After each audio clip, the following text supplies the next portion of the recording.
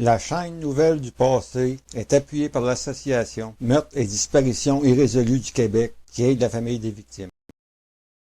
Sébastien Dupuis, Saint-Paulin, Québec, 2005. Un homme de Saint-Paulin, au Québec, disparaît entre Saint-Alexis-des-Monts et Saint-Didas pendant une promenade en vélo avec un ami. Aucune trace de l'homme ou de ses effets personnels ont été revus depuis ce temps. Le lundi 15 août 2005, Sébastien Dupuis et un ami décident d'aller se promener en vélo pour se divertir et faire un peu d'exercice. Les deux hommes partent de la rue Bergeron à Saint-Paulin vers 23 heures et ils empruntent la route 349, aussi appelée le rang Belle-Montagne. Environ 45 minutes après leur départ, ils arrivent à Saint-Alexis-des-Monts, à 15 km de lieu de départ. Ils flânent un peu au village et les deux hommes ne se sentent pas fatigués, alors ils décident de continuer leur promenade en continuant à suivre la route 349, direction Saint-Didas.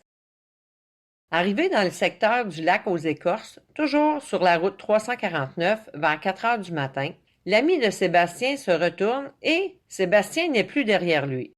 L'ami décide de rebrousser chemin et de chercher Sébastien, mais en vain.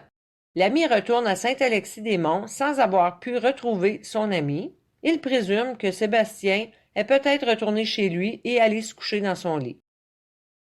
Le lendemain, 16 août, à 5 heures du matin, les parents de Sébastien s'aperçoivent que Sébastien n'est pas chez lui et il n'est pas venu dormir à la maison. Il couchait toujours chez lui et n'avait pas téléphoné pour aviser ses parents de son absence. C'est à 5 heures le soir, au retour du travail, que les parents de Sébastien avisent la police de sa disparition, puisqu'il n'est pas revenu et qu'il doit prendre sa médication quotidienne. Sébastien Dupuis est un homme sans problème de 24 ans. Il habite encore chez ses parents. Il est sans emploi et sort très rarement de chez lui, sauf pour aller prendre une marche en soirée à l'occasion. Il était atteint de schizophrénie, diagnostiqué depuis 2 ans. Ses traitements étaient adéquats, ce qui permettait à Sébastien de vivre une vie normale. Il n'avait pas d'idées suicidaires et n'était pas du genre à fuguer. Au moment de sa disparition, Sébastien Dupuis portait un t-shirt bleu marin portant l'inscription Cancun, un gilet à capuchon noir Nike et un pantalon cargo beige. Il mesure 1,78 m et pèse 107 kg.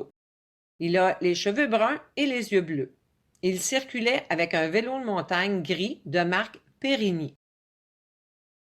L'enquête nous apprend que Sébastien et son ami ont été vus à plusieurs reprises à Saint-Alexis-des-Monts durant la nuit.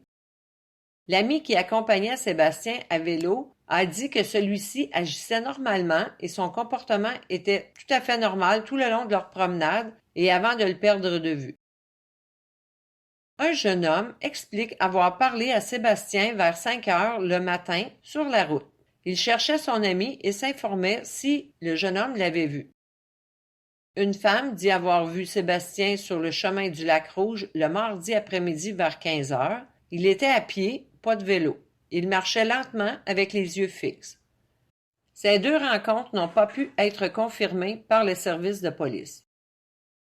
Les recherches pour retrouver Sébastien Dupuis ont duré 10 jours et se sont étendues sur le territoire de Saint-Paulin, Saint-Alexis, Saint-Didas et Sainte-Ursule. Tout a été mis en œuvre, plus de 200 bénévoles, un hélicoptère, des véhicules tout-terrain et des maîtres-chiens ont participé aux recherches. Tous les ponts, les fossés, les ponceaux ont été fouillés. Même les propriétaires de chalets des environs ont été invités à chercher sur leur propriété. Une recherche a été effectuée à la pourvoirie du lac Blanc. Le groupe de bénévoles de Equinox et de RSS 013.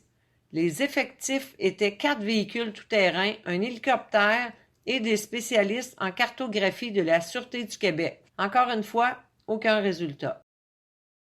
Toutes les recherches et les battues n'ont permis de trouver aucun indice, aucune trace de Sébastien, de son vélo ou autre objet lui appartenant. La famille a fourni des échantillons d'ADN aux policiers pour faciliter l'identification si le corps de Sébastien venait à être retrouvé. Après toutes ces années, et encore aujourd'hui, aucune trace du jeune homme n'a été trouvée. Aucun indice significatif pour comprendre ce qui lui est arrivé.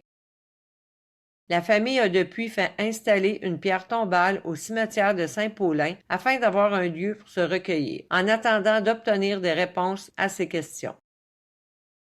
Dans ce court extrait vidéo de la chaîne de nouvelles TVA qui date de 2020, Madame Nicole Lemay, la mère de Sébastien, témoigne des théories à propos de la disparition de son fils, Sébastien Dupuis. Pour moi, il s'est fait tuer, il s'est suicidé ou il y a eu un accident. Toute information permettant de retrouver Sébastien Dupuis peut être acheminée confidentiellement à la Sûreté du Québec au 1-800-659-4264 ou à Meurtres et disparitions irrésolues du Québec au 819-200-4628.